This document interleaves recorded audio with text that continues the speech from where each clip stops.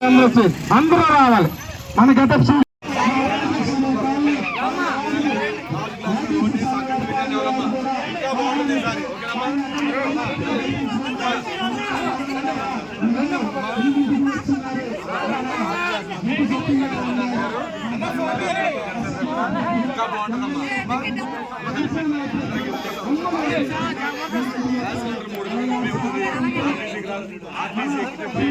మూడు విడతలుగా గ్యాస్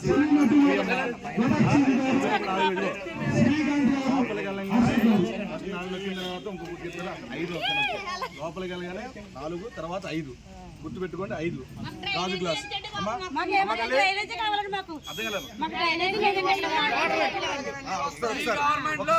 ఒక్కసారి మీరు గాజు గ్లాస్ వేసి గెలిపిస్తే గారు ఏం చేస్తారో మీకు వివరిస్తారమ్మా.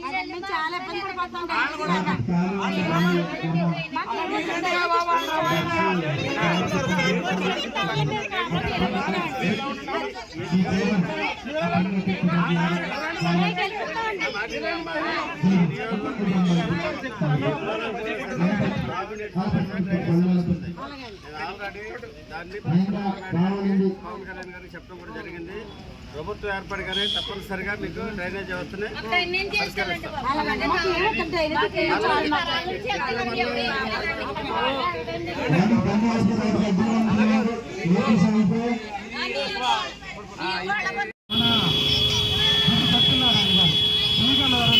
అసెంబ్లీ అభ్యర్థిగా సత్యనారాయణ గారు ముందుకు వస్తున్నారు.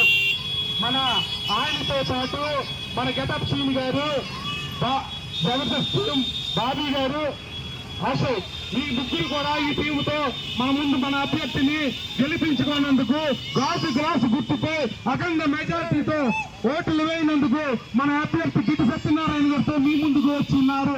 ఒకసారి ఆలోచించండి అమ్మా, గుర్తించుకోండి అమ్మా, మన అభ్యర్థిని గెలిపించుకుందాం. మన కాలనీలు ఇదిగో మనగా కూటమికి ప్రచారంలో భాగంగా ఈరోజు పి గన్నవరం నియోజకవర్గానికి రావడం జరిగింది. గిట్టి సత్యనారాయణ గారి నాయకత్వం బలోపేతం చేయడానికి ఇక్కడ ఆయనతో పాటు ప్రచార కార్యక్రమంలో పాల్గొనడం జరుగుతుంది.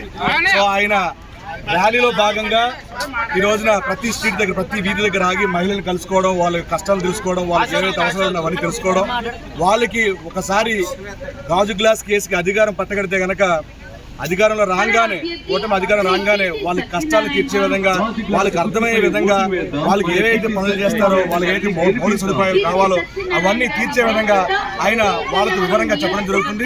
చాలా సంతోషంగా ఉంది.